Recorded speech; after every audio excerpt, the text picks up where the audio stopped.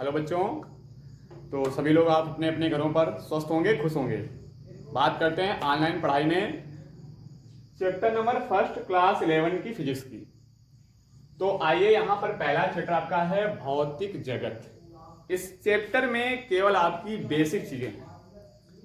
आपको केवल सीखना है कि इस साइंस के अंदर, जो साइंस का एक पार्ट हम फिजिक्स पढ़ने जा रहे हैं, इस फिजिक्स के अंदर हमें क्या क्या पढ़ना है, कहाँ कहाँ की चीजें रखी गई हैं, इनके बारे में हमें अध्ययन करना है। तो सबसे पहले हम बात करते हैं साइंस की। क्योंकि आप लोग क्लास 10 से पढ़ के आ रहे हो, तो वहां पर आपने साइंस सब्जेक्ट पढ़ा था। इस साइंस को हम लैटिन भाषा में बोलते हैं साइंस। ये एक छोटे से वर्ड स्कायर से बना हुआ है। इस स्कायर का अर्थ अंग्रेजी में होता है टू नो, जिसका अर्थ है जानना, या कह सकते हो टू लर्न, जिसका अर्थ है सीखना। अर्थात साइंस कहती है जानो और सीखो। किसी भी वस्तु के बारे में, किसी भी घटना के बारे में हमें जानना और सीखना, और उस जानकारी से प्राप्त जो अध्ययन हमारे अंदर मिला, हमें जो ज्ञान मिला, उस ज्ञान को हम कहते हैं विज्ञान।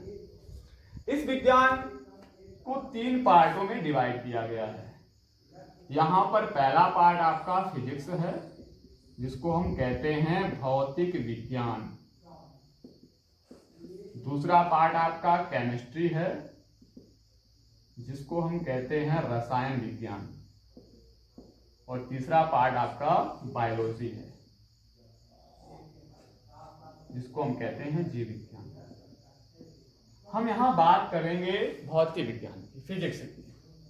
जो फिजिक्स शब्द है, ये ग्रीक भाषा, यूनानी भाषा का है। इस फिजिक्स के जो शब्द की उत्पत्ति हुई है, वो फ्यूसिस शब्द से हुई है। और फ्यूसिस शब्द का हिंदी भाषा में जो अर्थ है, वो है प्रकृति।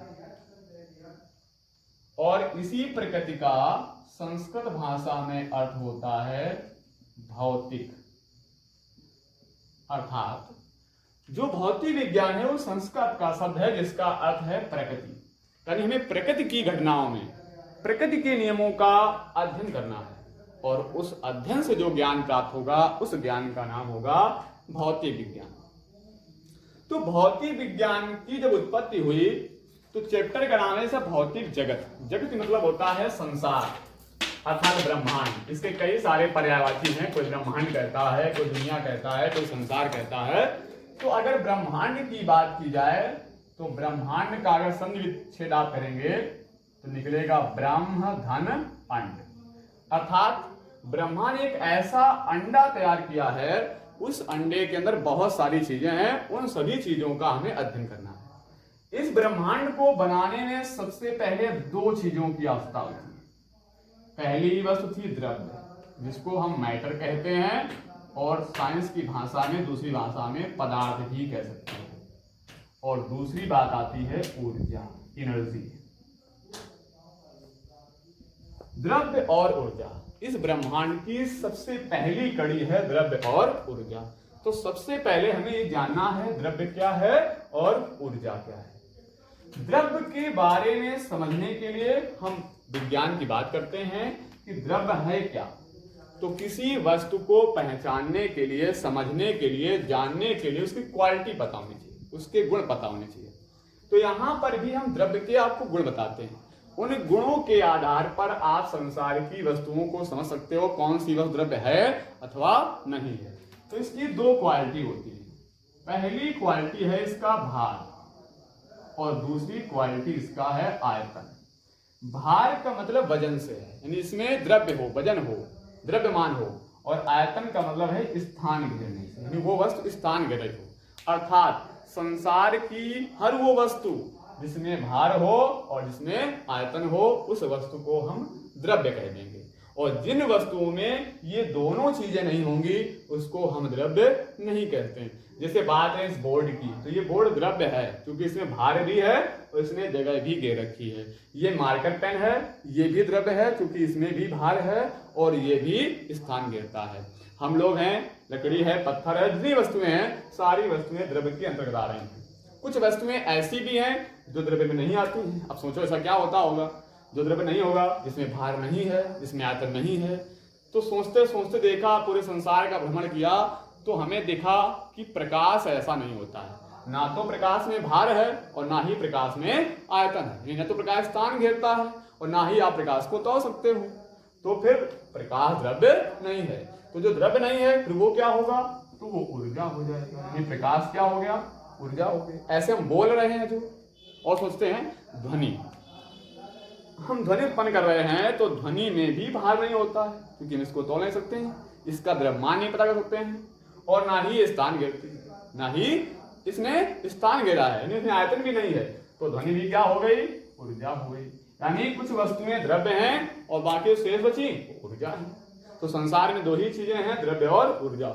और इन द्रव्य और ऊर्जा में जो पारस्परिक क्रियाएं होती हैं, घटनाएं होती हैं, उन घटनाओं का अध्ययन करना ही कहलाता है आपका भौतिक विज्ञान। यहां से हम भौतिक विज्ञान को परिभाषित कर सकते हैं कि ये विज्ञान की शाखा है, क्योंकि विज्ञान के 3 पार्ट यहां देखे हमने, भौतिक विज्ञान, रसायन विज्ञान, जीव विज्ञान। तो पहला भाग देखा भौतिक विज्ञान, तो ये विज्ञान की एक शाखा है, एक ब्रांच है, जिसके अंतर्गत हम अध्ययन किसका करेंगे, द्रव्य और ऊर्जा के बीच होने वाली पारस्परिक क्रियाओं का। अर्थात परिभाषा बन जाती है कि विज्ञान की वह शाखा जिसके अंतर्गत द्रव्य तथा ऊर्जा के बीच होने वाली पारस्परिक अन्योन्य क्रियाओं का अध्ययन किया जाता है, उसे भौतिक विज्ञान कहते हैं। तो ये बेस है भौतिक विज्ञान का। अब इस भौतिक विज्ञान के अंदर द्रव्य क्या है, जैसे बताया हमने द्रव्य की परिभाषा कि वे पदार्थ या वे वस्तुएं जिनमें भार होता है और आयतन होता है। ये 2 क्वालिटी होती हैं, उस पदार्थ को, उस वस्तु को क्या कहते हैं, द्रव्य कहते हैं। बात की जाए ऊर्जा, ऊर्जा क्या है, तो जब कोई वस्तु कार्य करती है तो कार्य करने के लिए ऊर्जा की आवश्यकता होती है। और एक चीज यहां पर और बता दें, कर्ता सदैव आपका सजीव होना चाहिए, कर्ता कभी निर्जीव नहीं होता है। यानी कार्य करने वाली वस्तु जो भी है वो सजीव है। यानी कोई भी निर्जीव वस्तु अगर है भी तो उसके साथ में सजीव वस्तु जुड़ी रहती है, कहीं ना कहीं से उसका कांटेक्ट होता है।